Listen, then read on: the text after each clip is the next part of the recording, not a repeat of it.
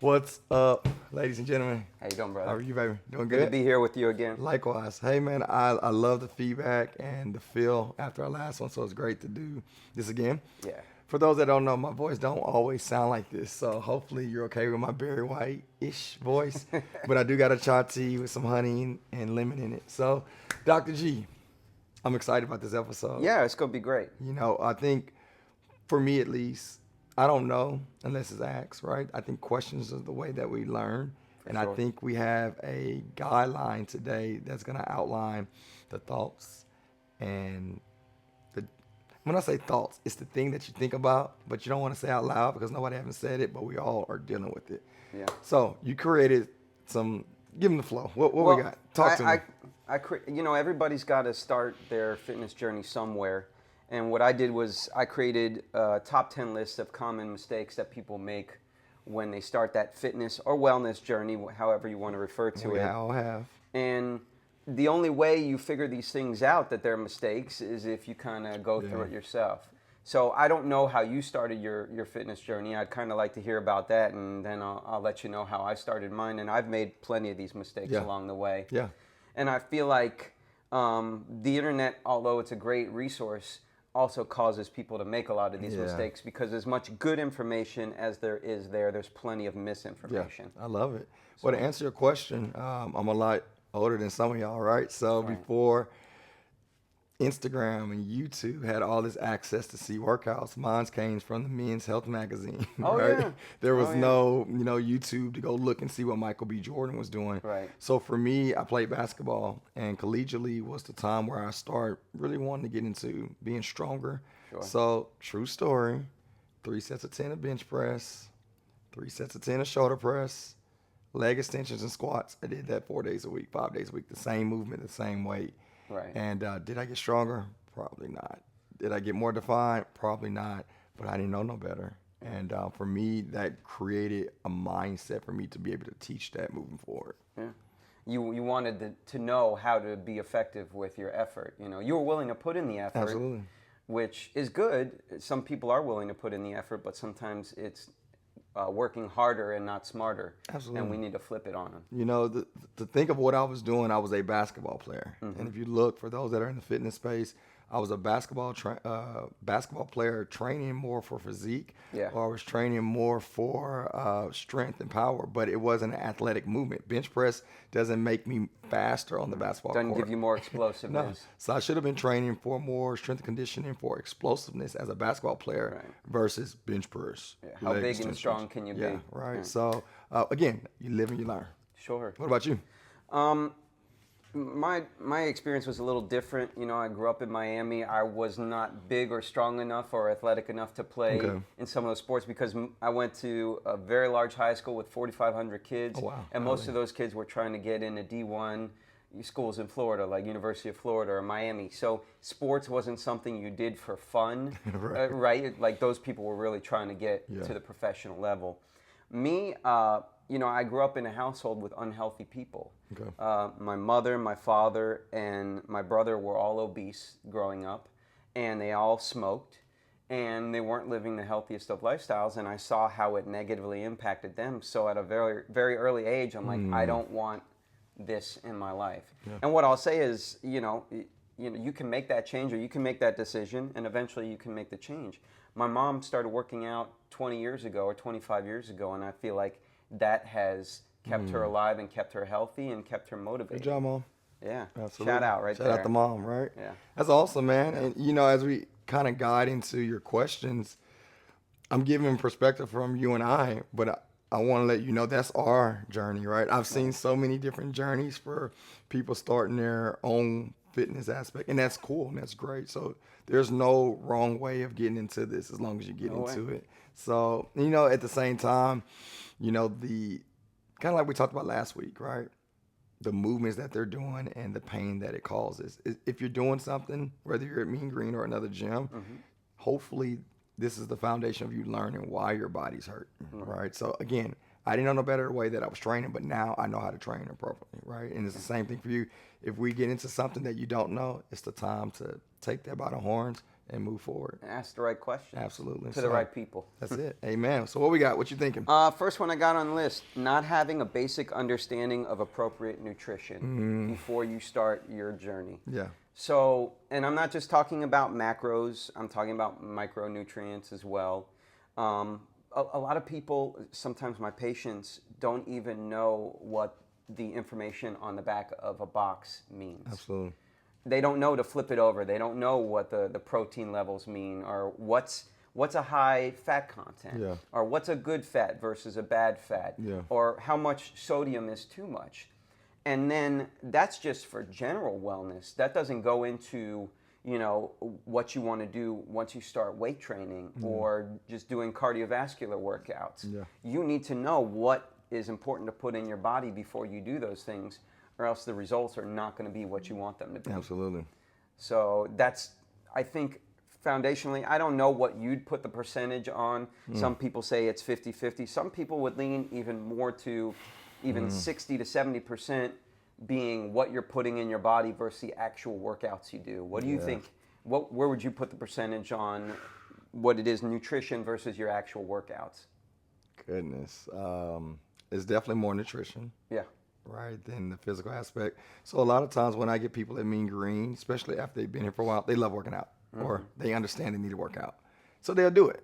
But the nutrition part, sometimes it takes months, years for them to really buy into the way that they need to. Right. So again, I've heard 80, 20, 60, 40. I've heard all these percentages, but what I would like to bring out, and this might be one of those controversy podcast things that we can put out there. Maybe it can bring some awareness. I think a lot of it too, Dr. G, has to do with the way that they were brought up and the culture that they were brought up, right? So you were brought up in Florida. I'm here in Houston. So a great example, I use me as an example. If you haven't noticed, I'm a black guy. Right? I did notice that. Oh man, you know. I am pigmentally challenged myself, but right. So as a black guy, the type of food that are typically cooked in our culture are your smothered pork chops, gravy, all these heavy foods that put you to sleep immediately after you eat, right?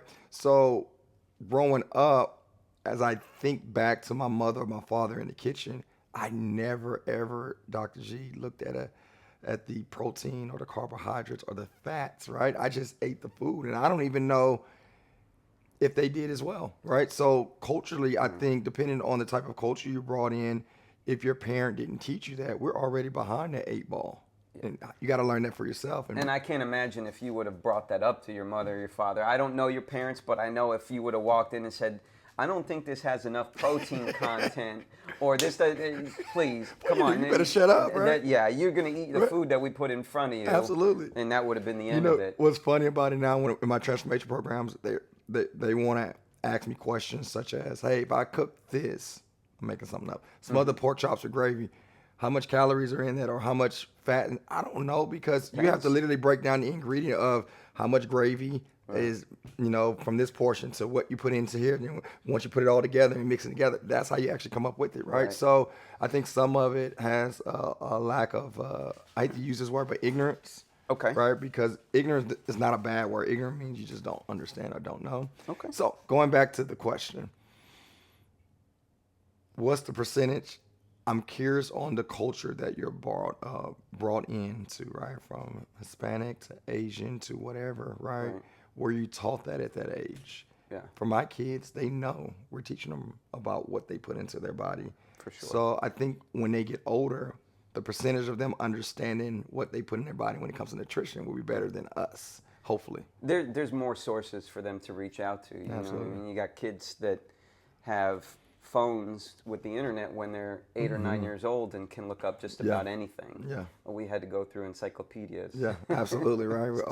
So, as I label, and we label you as Dr. G, when did you start picking up reading, what's on the back of a piece of chicken or whatever? So, when I was 15, 16, I didn't know what that stuff was. I would go play basketball and then come home and eat a row of Oreos and drink a gallon of, regular Coke because I didn't know any better. But then I started working out at a gym. That's my first job in college. Okay.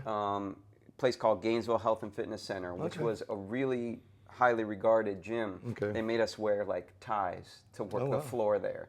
So they took it seriously. So they gave us a good base of knowledge, even if you just work the floor there. So it was one of those situations where if I didn't do my research, I would have stood out like a sore thumb as a person that didn't understand what I was talking about, and I didn't want that. So, and that's when I started working out a little heavier and trying to put on more weight. So I needed to know, I wasn't getting the results that I wanted. So I would walk up to the guys in the gym that looked like they knew more than I did. Yeah. And that was the resource. I feel like you can't really do that anymore, or people don't really do that anymore. They don't want to seem like they don't know something, which is ignorant, right? Going back to that term, right? To use ignorance, that's the best source, is to walk up and talk to people that have already been doing this for 20 or 30 years. Absolutely. And ask them. And they might give you good information. Yeah. They might not, but you can always backtrack and do a little more research. like But I'd that. say that's the point where I started to look at understanding my nutrition. And then as I got into PT school, they gave you more of a knowledge about it. I'm by no means a nutritionist, but I think I know pretty well the basics of nutrition, enough so that if you ask me a question, I could probably give you an educated answer. I love it, man. And it's interesting because, and you got to lead this because Chris has spent so much time on one subject line. Y'all know me. Right. But I like to also point out, for me also, the times where parents are buying fast food, right? Oh, yeah. So now you can go to Cava or Chick-fil-A or Chipotle, and they'll have the protein, the fats, and all that. Right. But 20, 30 years ago, you couldn't go to Whataburger or what's it, Whopper, who's that? Burger King. And say, hey, how much protein, fats, and carbohydrates in that? No idea. Right? So you can imagine Right. how and why the generation, I would say 35 and up, don't know protein, carbohydrates, and fats because it wasn't taught. So now I think the current generation is doing a great job of establishing what you're putting in your body and how to break it down into those macros, nutrients. So, all right, what else you got? What you thinking? Falling for advertised myths that claim to get you fast results.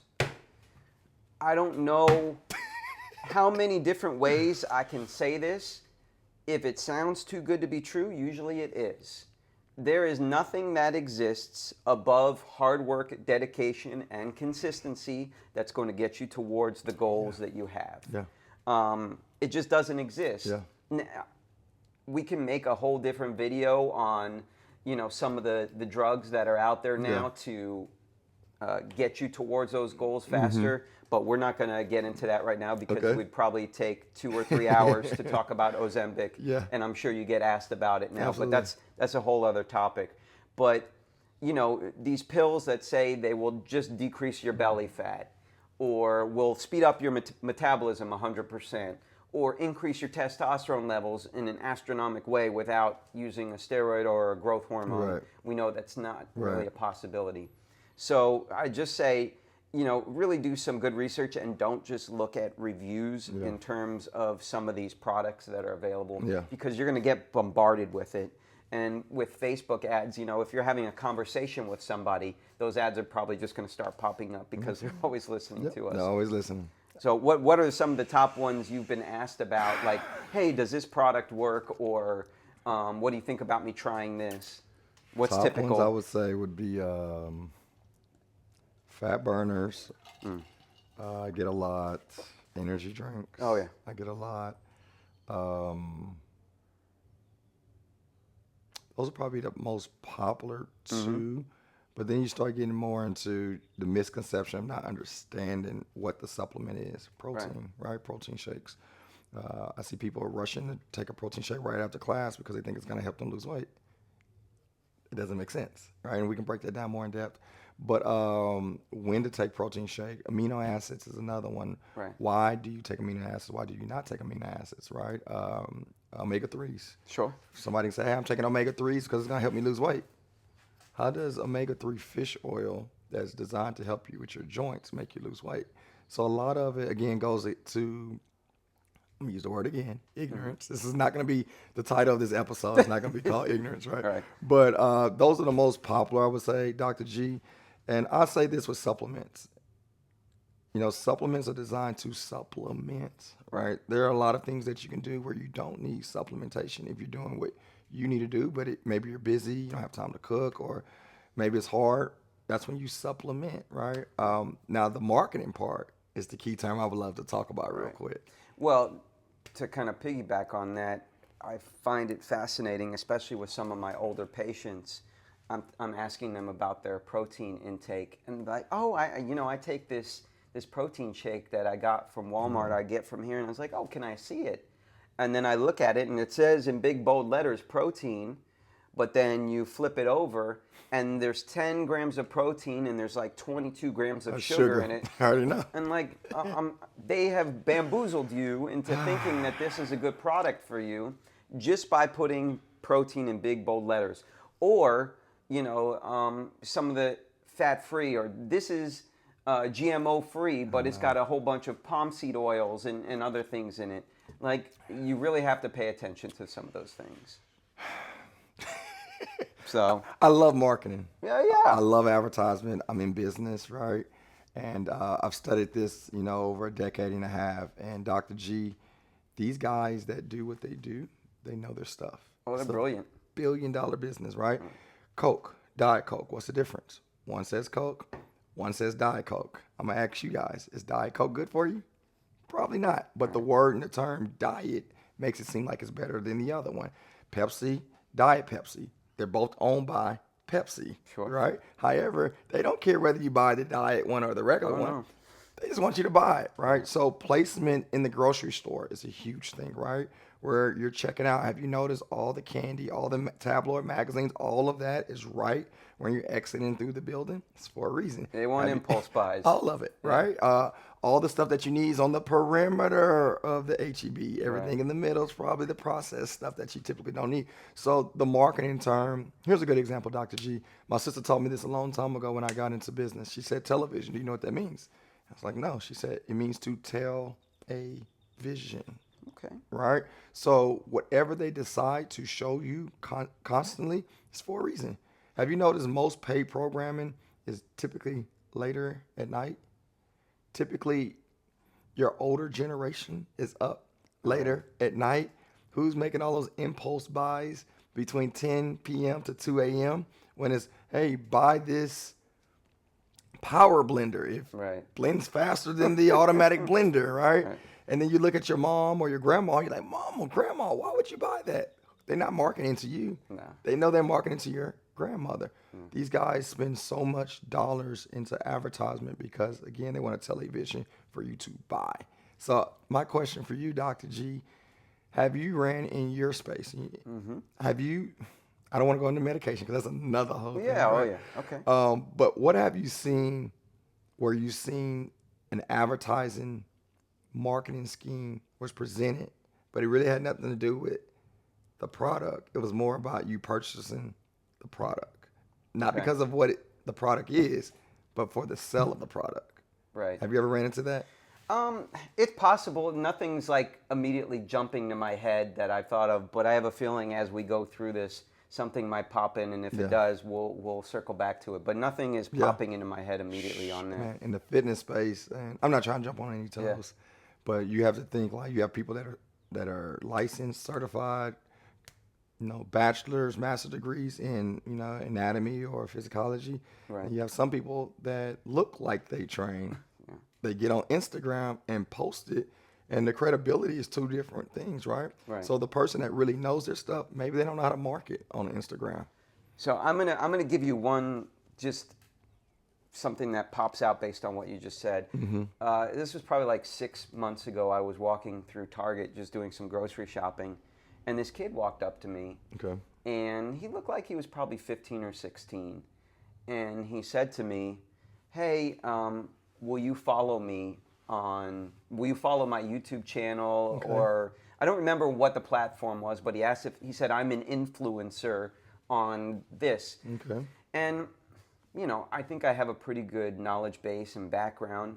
So I said to him, what makes you different than anyone else that's out there? What is it that you're coming to the table with that's going to teach me something? And the moment I said, he was thrown back that I even questioned and not just hit the button on my phone and to like and follow him. And he proceeded to regurgitate things that I have heard over and over and over again. But to somebody that just walked up to him on the street, they might actually think that he knows what he's talking about. Or they might watch one of his videos and think he knows what he's talking about, as opposed to just the fact that he's watched a few videos and can recite what he already knows. So just be careful on who you're listening to in all these spaces in regards to, who's going to give you the best information. Absolutely, right. Do you want to buy a home from someone that sold homes before? Do you want a doctor to work on you that have operated before, right? So when you look at different spaces, whether it's dry needling, whether it's someone that's doing a personal training session, you want someone that has experience, or at least transparent enough to tell you where their experience has been. This is what I know, and this is what I don't know. And I think that's what happens for me, Dr. G. When somebody comes into the gym, they went to 3 other gyms or had 3 other personal trainers that may have not known what they should have known because they were an influencer or needed you to hit the like button, the subscribe button, and then when it was time to prescribe a movement for them to move better, they didn't know how to do it. So when they get to me, they're burnt out with trainers. They don't trust trainers. And I'm guessing you probably experienced the same. Somebody had a bad experience with a doctor or a cryo or something, and here you come and you're trying to help them, but somebody that did, I don't know, an alignment hurt them even more. Oh, yeah. I can't tell you how many times I come across, like, a lot of people still have this misconception about what physical therapy is meant to be or what it is.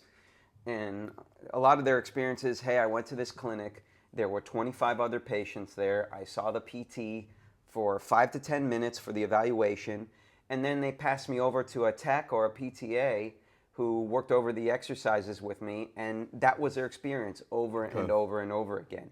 And that's what myself and a lot of cash pay practitioners are trying to get through, is saying, no, we have these skills. We have the ability to see people one-on-one and prescribe what you said, movement patterns that are really going to delve into what their problems are, as opposed to just give me some exercises and let me be on my way. That's not helping anybody. I think that needs to be talked about more, and hopefully this is said and heard by the right person. So let's give them an example, because I think this is really important when it comes to your body. So your body, to me, is like the most important temple in your life, right? Without you taking care of your body, how do you exist, right? And you only get one. Yeah, you only get one, right? And I truly believe we should live, not just exist. I want to move pain-free, Dr. G. I want to get up in the morning and not worrying about picking up my son and thinking that I'm about to, break. Right. So I would love to take them through an experience. So this is a true transparent moment. I have not talked to Dr. G about this. So last weekend, I coached 8 basketball games within 2 days. That's all right. And not only did I do that, I trained for a living. So, all right. And third of all, I'm active. I like to work out myself. So imagine the amount of hours that my iWatch said that I was standing up, or Apple Watch. So I feel, Dr. G, like my right lower lumbar area is just so tight, and he knows that I've had some back challenges just for the last X amount of years, but I didn't do nothing different, Dr. G. I didn't do nothing different from my workouts. I didn't do nothing different by the amount of weight that I was lifting. I was careful on my form, but I stood up way more than I typically stand. So the average person may think, oh, you're good. Like, something weird just happened. But no, I did more than I typically would do on my body. Right. So if I come to you with that, what do I do now, Dr. G? Do I rest? As a doctor, is that something that you want to prescribe and say, hey, let me look at you. This is what you need to do moving forward? How does the common person that has my mindset, what do we do now? So you've already given me great information, that I would usually get at taking a history as to what it was that you did differently. There wasn't a trauma, you weren't in an accident. So it's got to be this behavior or something you did that was outside of the ordinary. So once I understand where that's coming from, it's time for me to get my hands on the problem areas and see what it is. There's so many different things that can go wrong with your body. I mean, our body is an amazing thing. Like you said, it's a temple, but there's also things that can go wrong. So I have to determine what it is that's wrong with your back. Is it a muscle? Is it the fascia? Is it a joint? There's so many different joints in your back. Is it coming from your back, or is the pain being referred from somewhere else? Because like I said before, there are trigger points that can refer pain to your low back. So you might have a problem in your hip that you don't even know about that's referring pain into your low back. So I need to determine what the source of that discomfort is, and then we can go from there. I love it. And that's why if I am not determining what that is and I just give you stuff to do, I might not be resolving your issue at all. So I need the source. Give me the source, and then I can give you the plan. So I got two more. How important is it for, this is number one, how is it important for people to tell you everything versus just tell you what you need to know right then and there when it comes to their body? Like the example, here's the truth. Oh, yeah, I forgot, Dr. G. I did start running a mile or two a week. And I noticed every time I run, my groin feels really tight. Yeah. Right? But that's not my back. Catch where I'm going, guys. That's not my back, Dr. G. So that's why I didn't tell you initially. It's just my groin. My groin don't bother me. My back hurts. However, I notice it gets tight when I run. Does that have anything potentially to do with my back? So, Chris, I can't tell you. It's like I have to be a detective. Yeah. It's very rare that unless somebody, it'd be different for somebody like you because you're aware of your body, right? You've been working out for however many years and you're aware. If I ask a typical person, a lay person, a certain question, I will literally have to go on like a scavenger hunt to figure out what the source is because sometimes they simply don't know. Yeah. And it might seem obvious to myself or you or anybody else, but it's not obvious to them. Just something as simple as a pain question can take you in so many different ways. So yes, that happens all the time where I have to go on a scavenger hunt to figure out what's going on. And the reason why I asked that for them to hear, right? Because personally, I know my body. I know when my psoas get really tight, I'm overcompensating typically on my back, or I'm misfiring in my hamstrings and glutes, which means something else is doing the work. Right. So I want you guys to know, just because the beauty of your body, the anatomy of it, it all works together. So don't think because your back is bothering you that your calves have nothing to do with it, because it can, right? So when you do talk to Dr. G, make sure you explore what's totally going on in your whole body and also your movements for that whole day. There was another thing I wanted to ask, but I completely forgot. That's okay. Yeah. The moment we start talking about it, that's when it'll pop back up for you. All right, what else you got? Focusing too much on weight, not just body weight, but how much you lift. And while not focusing enough on the appropriate form. Absolutely. And that's for any exercise, whether it be your major movers like, a deadlift or something as simple as like a little intrinsic shoulder external rotation. I can't tell you. That's how you can walk into a gym and see who's been doing it for a while and who has a good knowledge, just looking at the form and whether they're ego lifting or not. And, as young males, we all went through that. We all went through ego lifting. How much do you bench, right? How much can you curl? You get asked these questions all the time. Now, if somebody were to ask me that right now, I would probably chuckle to myself because it doesn't matter, right? To me, that's not a true show of strength or fitness or wellness. Is how much can you lift?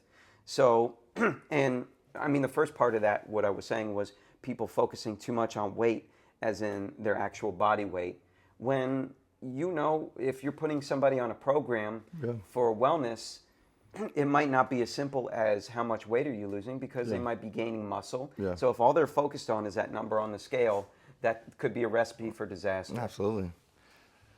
Dr. G, 16 years going on 17 this year. And that's why we're in business, honestly, is to repeat what you're just saying. The reason why I'm saying that, in addition to what I'm about to tell you, is that I've been a part of that same theory. How much do I bench? How much do I deadlift? Great friend of ours, Wes Clayton. We laugh now when we see the younger men come in the gym, and they sometimes challenge me as a trainer. Chris, do you work out? Yeah, right. Well, let me see you jump in. Can you deadlift this? If I want to, right. Well, go ahead and jump into the workout. Hey man, do you know how long it takes for me to prep to get ready to build up to the weight that you're doing right now? So think about this. If you're deadlifting 315, I haven't deadlifted anything in the last 2 to 3 weeks. Why would I jump in a matter of seconds to do a 315 deadlift for your ego? Right. Right. Not for your own. Yeah. Right. everybody else, Right. right? So the reason why Wes and I chuckle about it, because at one point, this is a true story, Dr. G, our first location, I used to have I think all brick and mortar gyms that do strength conditioning had it. It was a leaderboard. Okay. So they have bench press, top 3 people, squats, top 3 people. And one day, man, I'm big on form, and I seen this person rolling their back just to get the deadlift up. Like a cat. Oh, literally, just like the exercise, right? And I literally pulled it off. I messed the whole wall up because it was like taped. And Erica, I love you. I know Erica set it up really nice.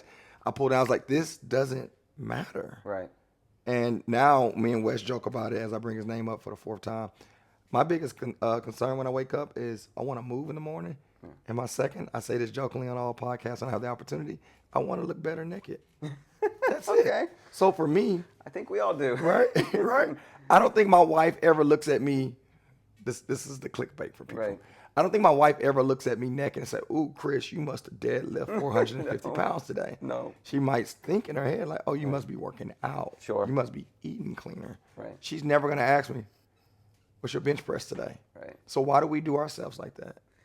I mean, I don't know, because when we do it, it's not, when guys are young, they lift like that because they think it'll impress girls. Because when you watch movies and TV shows, it's always a guy at the gym working out, and he's like, watch this, No, when in actuality, women or girls aren't looking at you in the gym thinking, wow, he's so strong, he can lift this. Yep. And you're not thinking about that either. You're like, I want to intimidate the guy that's next to me lifting this much weight, or I don't want to be intimidated by somebody, so I'm going to ego lift.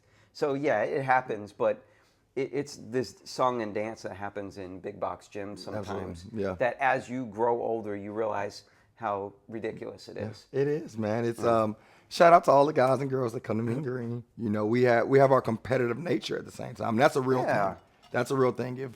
If Wes, I don't know, bench press 250, Murphy looking next like, all right, I'm about to go for 255.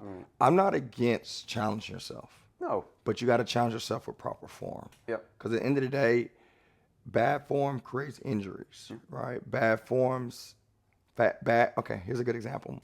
If I do bench press like this, notice my shoulders are rolled up, okay, and I'm doing bench press like this, and I got my back all arched up, the body is not made for me to be here. The body's actually made for me to have my chest pinched back. So if you're doing bench press like this, are we really working our pecs? Not at the best case? maximally. Yeah, right? So again, I might be able to bench press 100 pounds like this, and I may be able to I may be able to do 60 pounds this way. But do you want the whole circumference of your chest to be developed the right way? Or do you want to be able to say on your Instagram, I did 100 pounds today, but don't look any different? And the interesting thing about what you just said is that you could take 2 people and have them bench the same exact weight, or you could bench 250 pounds and I could bench 150. And if I had correct form, good pacing, good breathing, my body would get more out of that 150 pounds than you out of your 250 pounds. Absolutely. And it's cool to talk about this on this platform because, man, I feel like I'm stepping on toes. But I know a lot of people in the influence world will show their shirt off or show their sports bra body, and they not even doing what you think they're doing. They just put the picture of a 315 on a bar and walked off and put, I deadlift today. Right. Who knows they actually did the deadlift? But you go into the gym hurting yourself because you think you need to lift that much weight. Now, I'm not saying there's not sequences where people do lift that much weight. If you play for the Texans, right, or you're an Olympic lifter and you're getting paid to put a certain amount of weight on that bar, it's a totally different game. Absolutely. But for the average person that wants to look better naked is not coming in the gym to look better naked by bench pressing 315 or squatting 315. Right. It's just proper movement. So my takeaway with this for you guys is proper form give you proper results. Okay, bad form give you bad results. Absolutely. And at the end of the day, if you want to wake up feeling good, have progression overload the right way. Right. If I do 100 pounds today, Mitch, at bench press, in 2 weeks with great form, as I decrease my rep count, right? Say instead of 10, I'm down to 6. I probably can go up 5 pounds. Sure. And you challenge your muscle groups, you challenge your body, and you feel it correctly. That's where the transformation takes place. But for you just to hurt yourself by pounding your body, you're not going to get the results. You're going to be in pain, and then it's going to discourage you to work out. So I recommend that you do it the right way the first time. And what I'll say is, you're creating more business for me by doing these ridiculous things. I would rather get your business some other way. I would rather you're pushing yourself, or you have some low hip or low back pain because you're lifting your newborn baby and you're carrying them around. I'd rather deal with something like that than you did something stupid like going to the gym and ego lift and hurt yourself. So there are better ways for me to be busy than for you to be stupid. So Absolutely. And you live and you learn. And I'm not saying, as I mentioned earlier, I was doing bench press and leg extensions to be an athlete, and I didn't know. But when I learned, I stopped doing. If you're hearing this for the first time, this is your call to action. You know what? I never thought about that. And don't just take us by what we've said. Do your research and then process and move forward. But hopefully this gives you fuel to do it the right way if you're not. Absolutely. I think that's a great question, Mitch. This kind of jumps into what we were just talking about, but there are some differences. Doing too much too quickly. Mm-hmm. So, people get excited about working out and getting into a fitness program, and then they jump into just way more than their body can handle. Mm-hmm.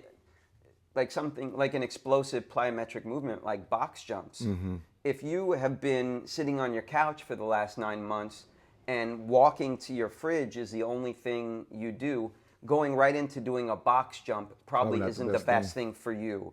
Going right into, if you want to start running, and instead of being like, okay, I'm going to run a half a mile, and you run 4 or 5 miles, even if you're physically capable of doing it, that might not be the right thing for your body to do. So having a good prescription for what your body is ready to do is good. That's why, going to a physical therapist, going to a personal trainer, going to somebody that has the experience to say, this is what you should start with and this is what you should avoid for now. Absolutely. That doesn't mean you're not going to be able to progress. That doesn't mean you're not still going to be able to reach those goals, but you need to take your time getting there, or else you're going to hurt yourself and you're going to have to start over, and it's going to take you longer to reach that goal. Absolutely. So, I'm not a surgeon. I broke the knuckle on my big toe my sophomore year in college, and I had to go get surgery. I didn't do it myself, right? I went to someone I've researched, and found a sports doctor that have done that before for them to do that procedure. I didn't do it myself. If you look at that, that was common sense. But sometimes because our pride and our ego jumps in, sometimes this generation, we just don't want to ask for help. Yeah. So here's another question, okay, to make it really simple. Estimate, Dr. G, how many gallons of gas do your car hold? Between 13 and 14. Okay, that's your max capacity. That's as much as you can get, okay? I mean, I try to drive past that sometimes, but... So let's say his car holds 14 gallons, okay? As much gas that's at the Chevron, what about like trying to force 80 gallons of gas in your tank? Can he take it? No, I'd make a big mess and it cost me a lot of money. And it's the same thing with our bodies. Right. It's the same thing with everything that we do.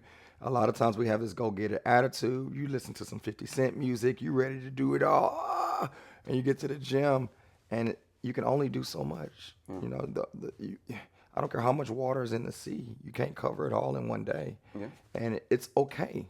That's the funny part. It's okay. You want to do a box jump? Great. You haven't did a box jump in 10 years, and you're 50 pounds overweight. You're fast. Twitch muscle groups haven't moved that fast in the last 10 years. It's okay that you want to do it. But let's start with a bumper plate that's 4 inches and let's step on it. Right? Let's build ourselves to get there. And it's interesting because we understand that when it comes to the gas in your gas tank. We understand that when you want a doctor to put, the right things in your body for it to produce what you need to produce. But when it comes to us and our bodies, sometimes we try to do too much, right? We're impatient. I don't know how much money you have, Dr. G, but I don't think you have $10 billion. No, I don't. Okay. As a business owner, if somebody gave me $10 billion right now, because I don't have it, and I'm not stopping, no sponsorships. If somebody gave me $10 billion, that's actually dangerous. because I don't know how to, and I can't even fathom. What would you do? What's first? How would you be efficient with it? Yeah. Right? And I hear all these entertainers, athletes that get money overnight, right? You get drafted. And now you're making 10 million, 20 million a year.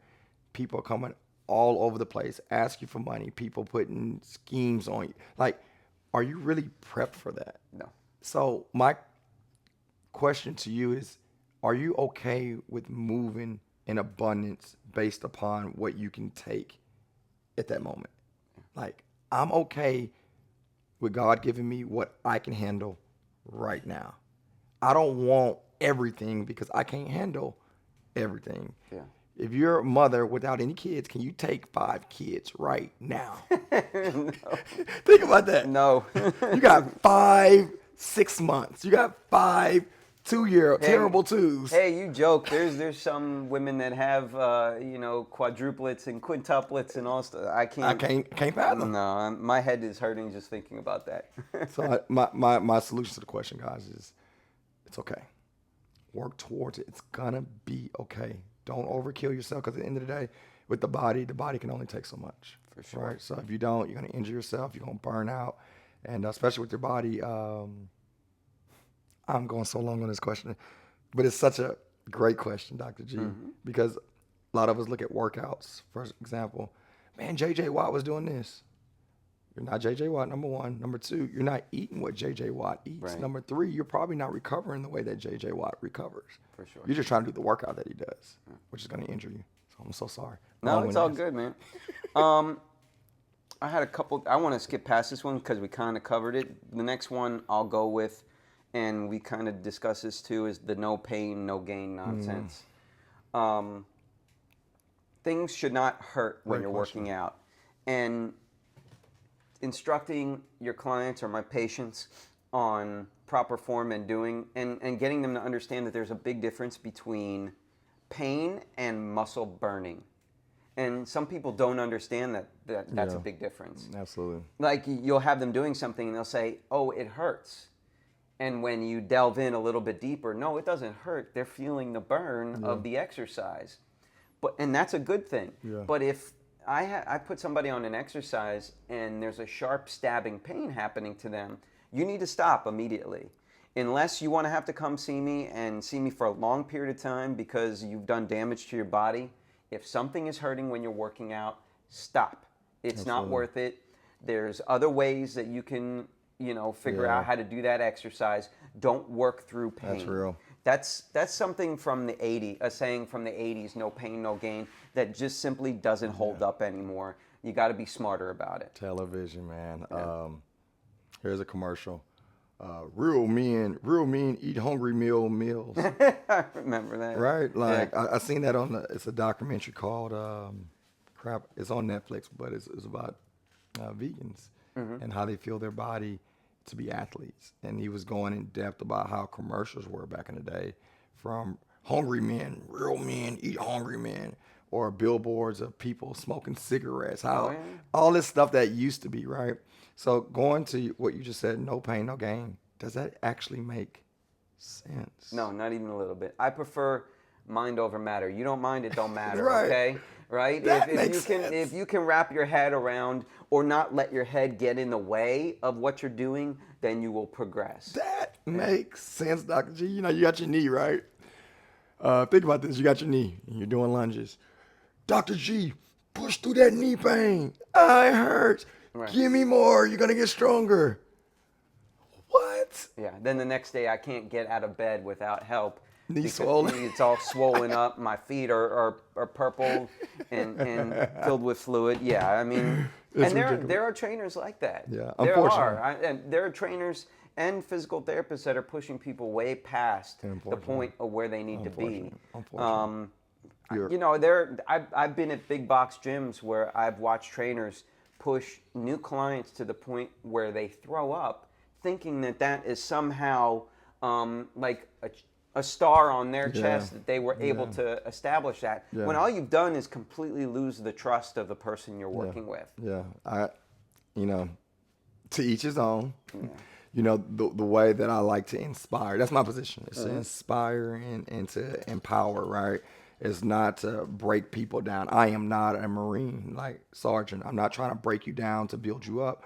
From that aspect, I'm here to empower you for you to do more than you did yesterday.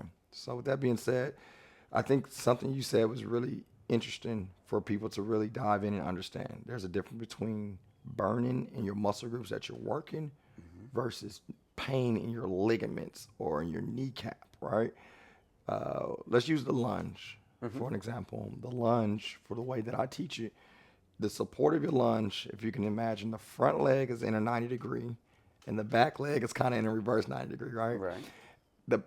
This is a term that I typically teach. No matter if Wes been here for 15 years or someone that joined on their first day, the lunge, for me, the way that I teach it, the back leg should never push up, right? It's a hamstring and glute workout. So that knee that is in that 90 degree, the foot that's in front should be flat because the base of your heel, when you keep it solid on the ground, that targets your hamstring and your gluteus, right? Which means the lunge works your hamstrings and glutes. So if I give somebody too much weight and they're leaning forward and they're coming off their heels, Chris, I'm getting this lunge done. And I'm like, is that okay on your knee? I feel a little How much pain. pressure are you putting on their knee when you're doing that? Let's take the weight away. Yeah. Well, when they take the weight away, the mobility of their body, the range of motion that they have, it allows their heel to stay, which means they're targeting their hamstrings and glutes. That will help them look better naked, but having more weight just to do a lunge for them to lean forward where they can't keep their form, Right. it's going to hurt them.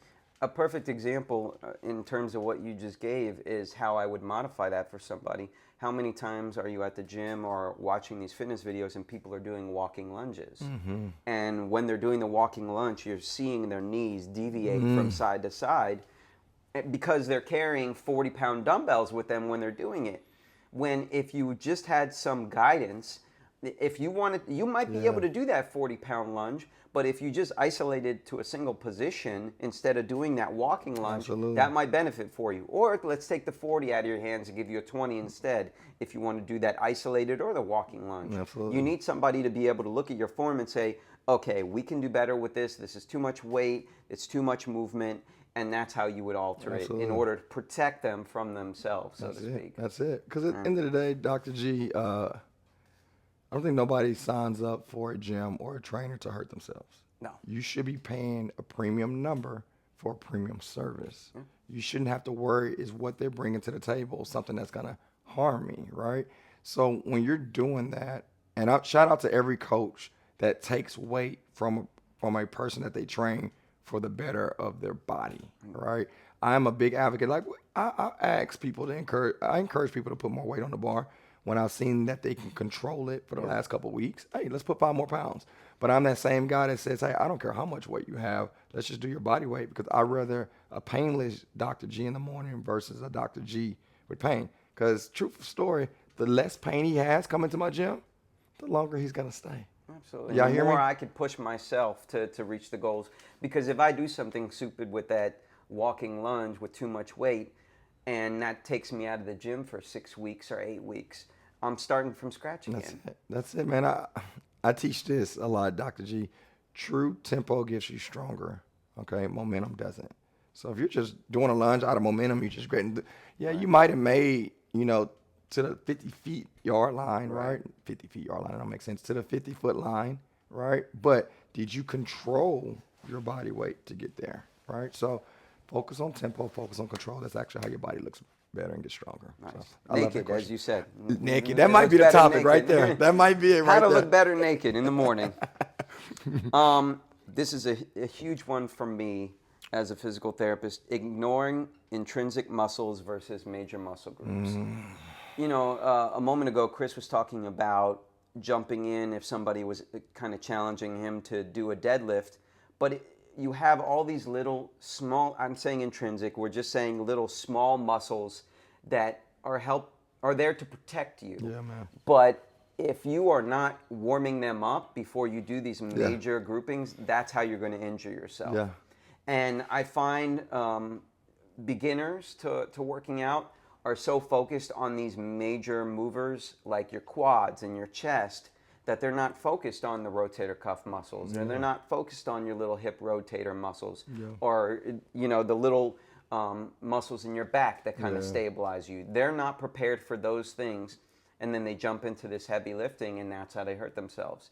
And with a group fitness class, sometimes you don't have the time to warm up those little intrinsic muscles before you're jumping into these big lifts. So that's something, Chris might have to prescribe for you to do on the side before you come in. You might not have time to do all these little warm-ups. Yeah. I'm sure you're having them do dynamic stretches, but these little warm-ups that they should be doing in the bed before they get out of bed naked. That's a good one. are super important and are ignored a lot of the time. So to be really open with you guys, that's the hardest part about group training. Yeah. Right. If I was just training Dr. G, I can do an overhead squat assessment. I can see everything I need to see right then and there. But to do 20 overhead squat assessments with 20 different people in a matter of a couple minutes is really difficult. So as a group trainer, instructor that I've had the experience that I've had, I am comfortable with working the room, especially knowing that, hey, Dr. G and Wes, they're my OGs. They've been here. My newbies, I might pay a little bit more attention to them at the beginning, right? And I'm looking at the way that they move. And then I also ask how people's bodies feel next time I see them. Yeah. But this felt this way and this felt that way. So honestly, I think that's why I have found the favor that I found in the Houston community, because I do that really well. Yeah. For those that are doing other gyms, or maybe you do our gym, it's general fitness. Mm-hmm. So the workout is made for general fitness. Catch when I say this. Our warm-ups are made for general fitness, which means if you have, for me, my hamstrings and glutes, for whatever reason, Dr. G, it takes more to get them firing off correctly. Yeah. I don't know why, but I have to do floor bridges. I have to do dog lifts or fire extinguishers or whatever it is to make sure they're activated and firing off. So for me, I might not have that much stuff in a warm-up for a group fitness class, but I know that I personally need to take some time out to the side to do that. And that's okay, because that's Chris's body. So as you learn your body, I think that's what everybody has to do, right? It's like, if my hip's bothering me, it's probably something that I'm not doing that I need to do. Yeah. You got to know your limitations. Absolutely. And I think this is how I am. If Christian comes in and say, hey, man, I'm trying to think of something. My Achilles is my ankles, is my calf. It's something back there that's really tight. Yeah. Right? And I say, hey, as a coach, I'm going to say, hey, have you foam rolled? Are we stretching? I'm doing all that you taught me, Chris. I'm open enough to say and smart enough to say, well, I don't know what you need to do. Right. It's time to go see Dr. G. Let's figure it out. Let's figure it out. But what happens is some of us try to work through pain. Yeah. Well, I'm not going to tell my coach or my trainer. I'm just going to follow this YouTube video, and I'm just going to stretch it out, not knowing. And I know you've had an injury, right? From that Achilles tendon to that calf muscle to the hamstring. All of it works together, and all it takes is one movement, whether it's pickleball, whether it's volleyball, whether it's a sprint, whether you're seeing your kid run across the street and you're trying to stop them. Yeah. All it takes is one bad movement. So please don't ignore what your body's been telling you. For sure. Yeah, and I've had several injuries, so yeah. Yeah, we've all been there. We've made these mistakes and had these issues, so I think that's a big part of why we're doing this video, to help you guys, prevent you from making the mistakes we've already made. So. Absolutely. No, that's solid. Utilizing pre-workouts or other supplements that your body can't necessarily handle. I'm going to give you a story, okay? It's not legal anymore, but some of you might remember ephedra. Yep. It was a very, very popular supplement in the late 90s, mid-90s, late 90s. A couple of baseball players, I think, actually died on the field from it. And I was either a freshman or a sophomore in college, and I took whatever it was with ephedra in it, and I think my heart rate went up to 160, 170 beats per minute. No movement, just... Well, I was doing a workout, and then a usual recovery time. First off, my heart rate would have never gone up that high naturally, no matter what I was doing, and a normal cool down period would have brought that down in a minute or two. But it was literally hovering around 150 or 160 beats per minute for an hour and a half. And I was laying on a couch in the gym, not moving, trying to get it to calm down, and it would just not go down. And I was on the verge of going to the emergency room. I was like, if this continues on any longer, I might need somebody to take me in. And eventually it started to dip. Like I drank a bunch of water, it kind of cleaned out of my system. But it scared the crap out of me. So I still take supplements to this day, but I am more cautious about what I put in my body and knowing, how it's going to affect me. Like, I don't take products with Yohimbia anymore because I have a negative reaction to it, elevated heart rate. I take pre-workout, but I never get one that has more than 175 milligrams of caffeine in it. Low in your body. Which, if you look at pre-workouts, that is a low number. Like some of these have 300, 350 grams of milligrams of caffeine in them. I mean, that's dangerous. And people think because they buy it in a store, because it's illegal, it's safe to take. Marketing. And it's truly not.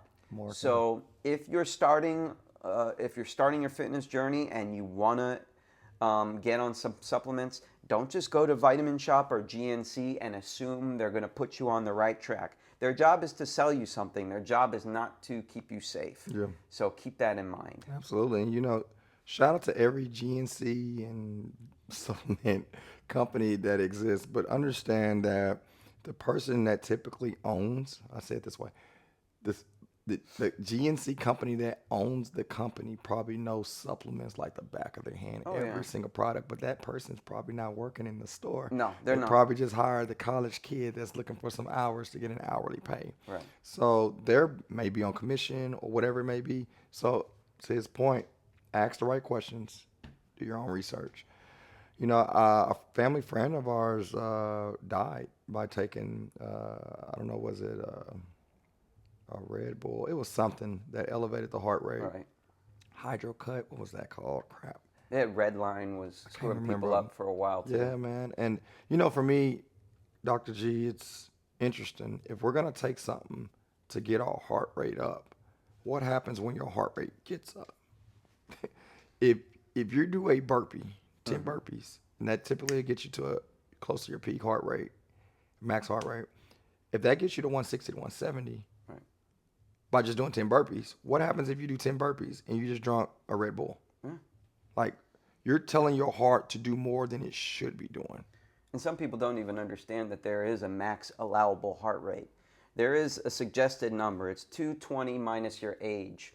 You can go up into that level for a very short period of time, but if you're staying at that level for a long period of time, you're going to have some medical issues after that. It's dangerous. So you need to understand. That's one of those things you need to understand with your trainer, with your physical therapist. What is my max allowable heart rate? What is a safe range for me to be in? And how long can I stay in that range before I'm putting myself in danger? Absolutely. All these devices, the Apple Watches, the Polars, all of them have access to show you these things.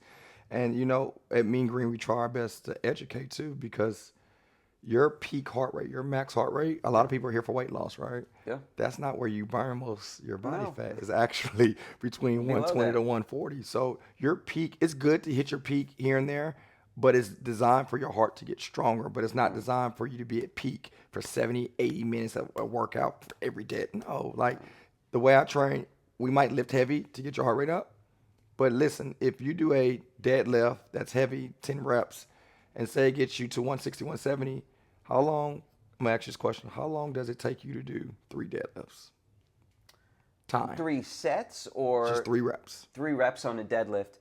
So if I'm using really good form, and I'm really controlling the eccentric component of my exercise, I might come up on the concentric for 4 or 5 seconds and then try to come down on it for about 4 or 5 seconds or even longer. So that's 10. So that, let's say 10 seconds. So if I'm lifting a little heavier, I might not be able to control it as well. So let's go down and say 8 seconds per rep. So times 3.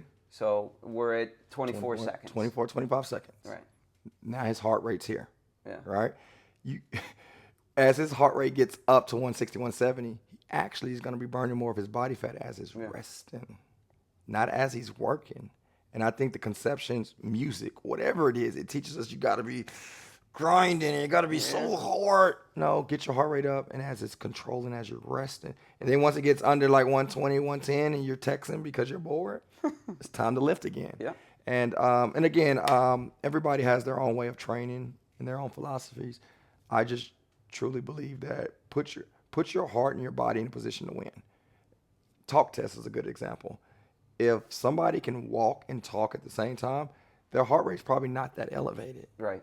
Right? Which you're probably at a good target zone to burn body fat. Now, if you're falling asleep, then you're probably not going fast enough, right? So that's number one. And then to the supplement part of your question, Dr. G, supplements are great. Honestly, I take them. You know, I take what my body needs. And I don't overtake what my body doesn't need. But I don't take things that my body don't need. Right. I'm not really big on energy drinks or pre-workouts personally, because I try to put the nutrients in my body to give me that kick. Sure. Right?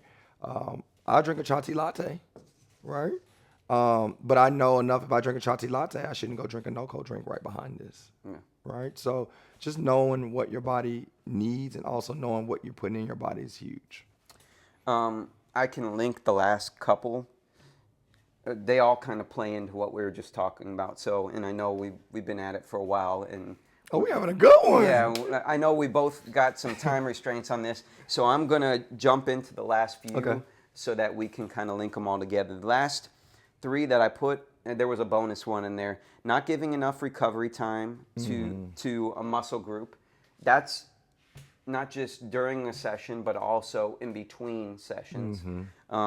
Not breathing properly during your workouts. A lot of people don't know about breathing in and out, whether it's a concentric versus an eccentric movement, and taking too long of a rest break.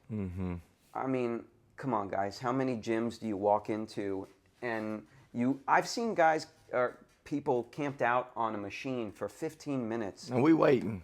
Yeah. I'm just kidding. Like I on, want to get on the machine. I want to do that shoulder press, right? I want to do that bicep curl. Yeah. And they do a set, and next thing you know, they're staring at their phone for 3-4 minutes, not knowing that you've cooled off completely. Your heart rate has dropped all the way down to your resting heart rate again, and it's not going to hop back up enough doing that one set. So I see both those things, and people aren't focusing enough on that as an important part of doing a well-balanced workout. Absolutely. And just know, to your point, right, that's listening and to watching, for my attorney out there, I don't know how to read the way that you read when it comes to contracts, right? For those that fix cars, I don't know how to fix an engine or change my own oil. So I don't want you to feel the things that we're talking about like we're trying to beat you up. We're just trying to educate you to understand and make better decisions. So there are two sides of it, and I'm going to try not to be as much of a nerd here. Right. When you're working out, the easiest way to teach it is, depending on what you're working on, golly, Chris, make it simple.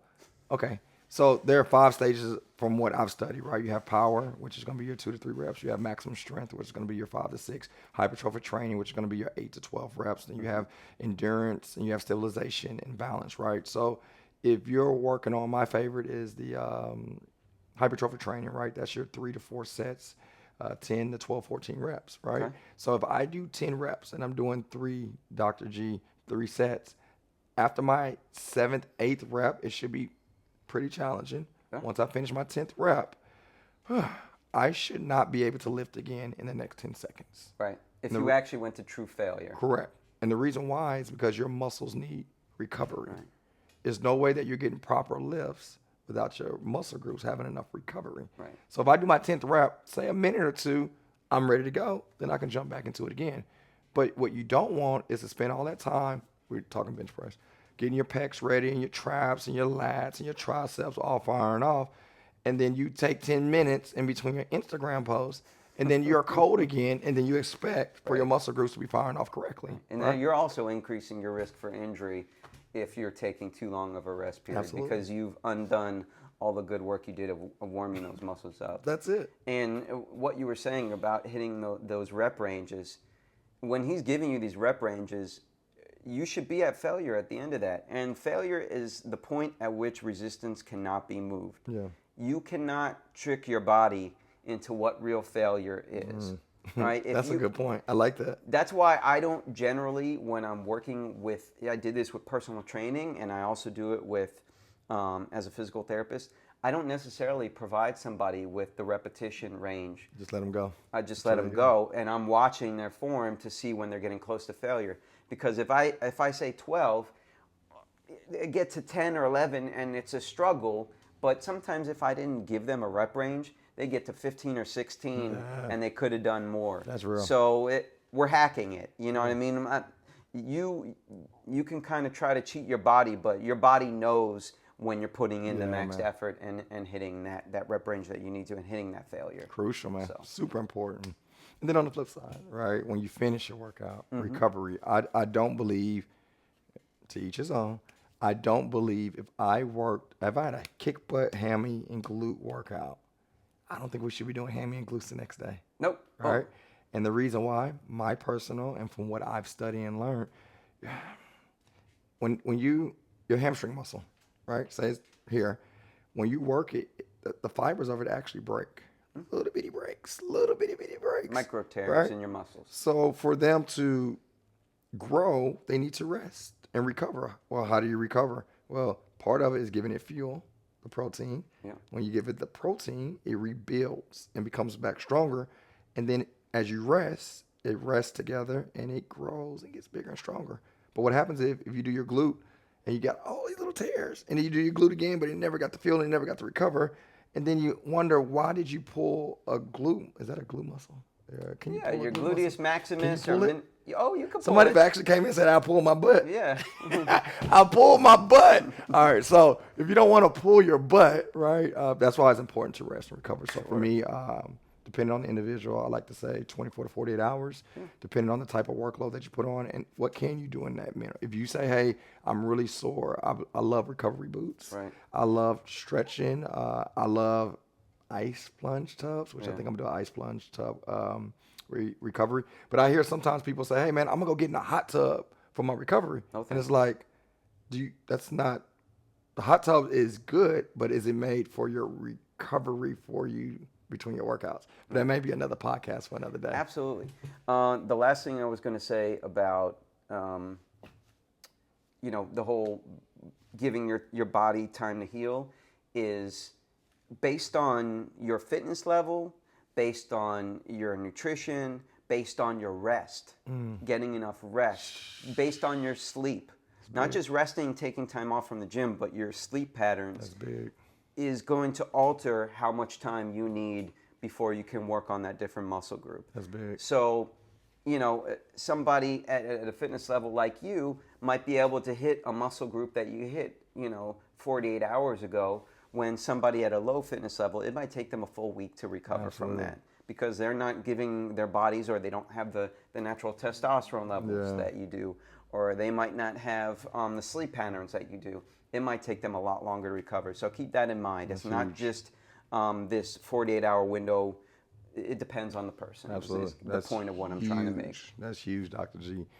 Man, I mean, I think we gave them a lot to digest. That's a ton. Maybe a little too much. I don't know. But the cool thing about it, podcasts and YouTube videos, sometimes it takes more than one watch. Yeah. Right. So, guys, what I'm getting to is I appreciate you, Dr. G. Appreciate you guys for tapping in. But do us a favor, share this. If you see this on whatever social media platform, repost it if you felt something that was valuable. Tag a family and friend member that you think we can help.